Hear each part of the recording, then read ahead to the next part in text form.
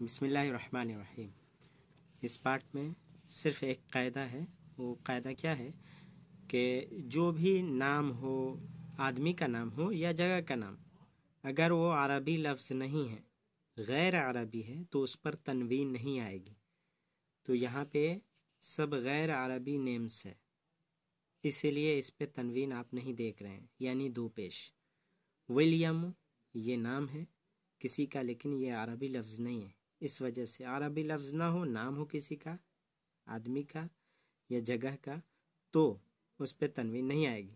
یاد رکھیے، William, ادورد، London, London کہنا غلط ہو جائے گا، ولیمن کہنا غلط ہو جائے گا، تو یہ یاد رکھیں آپ، بس یہ دیکھتے جائیں۔ بارسو، پاکستانو، استنبولو، ابراہیمو، اسماعیلو، اور یہ بھی یاد رکھیں جتنے بھی انبیاء کے نام آئے ہیں عربی میں قرآن شریف میں، جو غیر عربی ہے اس پہ تنوین نہیں آئے گی۔ تو یہاں پہ دیکھ لیجئے، عربی لفظ نہیں ہے لیکن قرآن میں آیا ہے یہ، ابراہیم و اسماعیل و اسحاق و یعقوب و ایوب و سلیمان و داؤد و یونس و ادریس و جبرائیل و، یہ تو جبرائیل کیا ہے؟ فرشتہ ہے۔ میکائیل و فرعون، تو میکائیل بھی فرشتہ، فرعون ایک ظالم بادشاہ ہے فرعون۔